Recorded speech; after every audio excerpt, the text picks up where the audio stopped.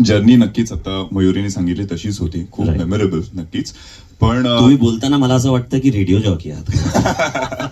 Amazing voice. Thank you so much. So Atharva नावाचं character आहे माझं. अथर्व हा अतिशय प्रॅक्टिकल मुलगा आहे आणि ते मला खूप जास्त रिलेटेबल झालं, कारण काय खऱ्या आयुष्यात सुद्धा मी खूप जास्त प्रॅक्टिकल आहे. इतकं आपण प्रॅक्टिकल असतो कधी कधी की ते इतरांना टॉलरेट होत नाही, की इतकं कसं कोण प्रॅक्टिकल असू शकतं. तर असं हे एक अतिशय प्रॅक्टिकल कॅरेक्टर आहे आणि ते मला खूप जास्त आवडलं बऱ्याच वेळेला. आता पुढे मी एक अभिनेता म्हणून पण ग्रो होताना मी बऱ्यापैकी पात्र माझ्यासारखी नाही आहेत हे बघून करतोय. पण ही फिल्म करत असताना हेच मला विशेष करून आवडलं, की विशेषतः आवडलं की नाही हे मला आवडतंय, हे आपल्यासारखं पात्र आहे आणि रिलेटेबल आहे. त्याचे विचार लग्नाबद्दलचे, प्रेयसीबद्दलचे हे खूप सिमिलर आहेत. तर असंही कॅरेक्टर मला करायला आवडेल. हे आपल्यासारखं आहे म्हणून त्याच्यापासून लांब पळण्याची गरज नाही आणि म्हणून हा चित्रपट केला आणि खूपच चांगलं वाटलं. कारण की ओव्हरऑलच स्टारकास्ट एक तर ज्याने आहे, टीमवर्क जे आपण म्हणतो, म्हणजे कधीही टीम बनली, युजली एखादी टीम घट्ट बनवण्यासाठी खूप वर्कशॉप्स घेतले जातात, मग त्यांचं आईस ब्रेकिंग होऊ दे, हे इकडे केलं नव्हतं. आम्ही भेटलो पण त्यात ते कधी हा बॉन्ड झाला हेच कळलं नाही. म्हणजे आता माझं जे कुटुंब दिसतंय, सुप्रिया कर्णिक असो, तर हे आमच्या म्हणजे त्याच्यात कसं ते बॉन्ड झालं ते कळलं नाही. तसंच मयुरी आणि माझी केमिस्ट्री सुद्धा. आज आताही बोलत असताना मी हा विचार केला की यावर कधी कामच केलं नाही आम्ही, की आपली केमिस्ट्री मग काय करूया, मग हे असं करूया. It just happened. म्हणजे इट इज की we were just a characters. आम्ही आमचं कॅरेक्टर्स जगत होतो आणि ते जगत असल्यामुळे आता लवकरच सिनेमा तुम्ही सगळे सुद्धा बघणार आहात, पण आम्ही जेव्हा सिनेमा आधी पाहिला तेव्हा असं झालं की हो किती छान सगळं हे आलं आणि you actually feel for those characters. म्हणजे आम्ही ऍक्टर्स असताना आपण त्याच्यातल्या क्रिटिकल गोष्टी काढण्यापेक्षा त्याच्यात हरवून जाऊन त्या पात्रांचा विचार करत होतो. तर ते कुठेतरी मला एक सक्सेस वाटतं की इट्स कमिंग अक्रॉस आणि कुठेतरी तो विश्वास नक्कीच वाटतो की प्रेक्षकांनाही आवडेल. विशेष करून मी जसं मयूरजी म्हणाले, कारण की आमचे जे डीओपी होते पीपी सर दिलशादजी, त्यांची डेथ झाली आणि ते आज नाही आहेत, पण त्यांनी जे काम केलंय त्याच्यामुळे आज हा दिवस एका ह्याने दिसतोय, जे क्वालिटी वर्क त्यांचं कॅमेरावरती दिसतंय.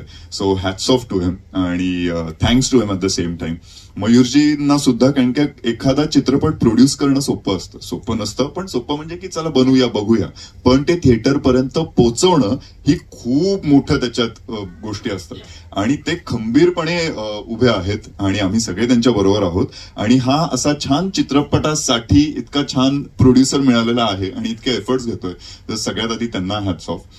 आमच्या डिरेक्टर बद्दलही मला बोलायला आवडेल, कारण काय हिंदीमधले एखादे डिरेक्टर असतील तर बऱ्याच वेळा वाटतं, मग आता जसं ते बोलत असताना की मी मराठी नाही बोलू शकणार, तर असं होतं की अरे मराठीने मग मराठी चित्रपट कसा केला यांना, तर भाषा व्यवस्थित कळते, सीनचे इमोशन्स व्यवस्थित कळतात.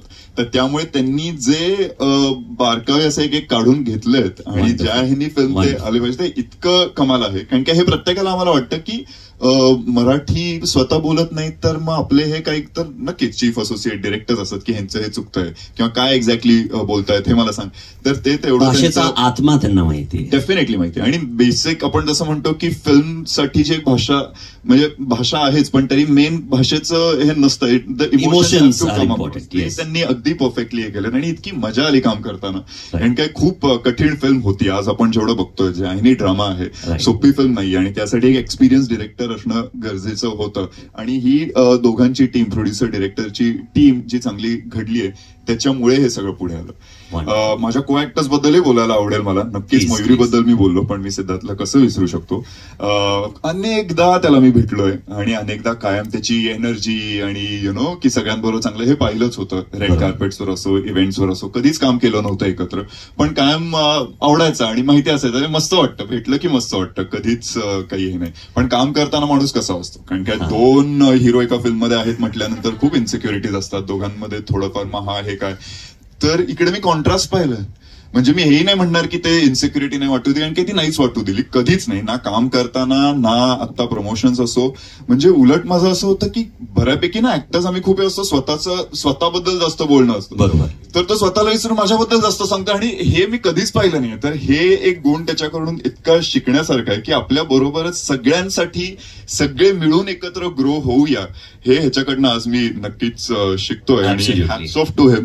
कारण काय कलाकार म्हणून कसं आहे हे मी काय बोलू, म्हणजे he is our superstar definitely, म्हणजे शिकतो काय आम्ही त्याच्याकडनं. Undoubtedly. पण एक माणूस म्हणून सिद्धू The या man with चित्रपटामुळे golden heart. डेफिनेटली, आणि माणूस म्हणून सिद्धू या चित्रपटामुळे कळला, प्रमोशन्समुळे कळला, आणि त्या माणसाला सलाम, म्हणजे आय लव्ह यू. आणि मयूर आणि भूषणची तुम्ही केमिस्ट्री या सिनेमात पाहाल, पण माझी आणि भूषणची जी केमिस्ट्री आहे ती तुम्ही बघाच. तेच म्हणणार ते. भूषण म्हणाला इन्सिक्युरिटी नाहीये वगैरे, हॅलो इकडे आहे.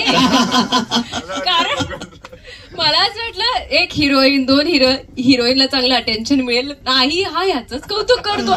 ऑन सिरियस नोट मला खूप आनंद आहे ज्या पद्धतीने ह्या दोघांचा बॉन्ड आहे. पण हा म्हणजे रोमॅन्स इज एक्सिडिंग रोमॅन्स. नाही पण भूषण बद्दल बोलायचं झालं तर मला खूप बरं वाटतं. आम्ही सगळेच पहिल्यांदा एकत्र काम करतोय. मी त्यात अमिता, भूषण, मयुरी, आम्ही ही तर पहिल्यांदा जी भट्टी जमते ना ती ठरवून नाही जमत, बरोबर, ती वेवलेंथ जुळते. आणि आमचं तसं झालं होतं की सगळेजण जुळलेत किंवा एकत्र आले ते सिनेमासाठी. सो प्रत्येकाचं कॅरेक्टर आणि प्रत्येक माझं खूप कौतुक होत होतं, पण प्रत्येक जण हे ह्या आज या पोझिशनला आहेत कारण ते चांगले ऍक्टर्स आहेत. आणि ते चांगले ऍक्टर काय आहेत हे सिनेमा बघताना कळतं. त्यामुळे आम्ही सगळे एकत्र प्रत्येक सिनेमात कलाकारांचा बॉन्ड होतो.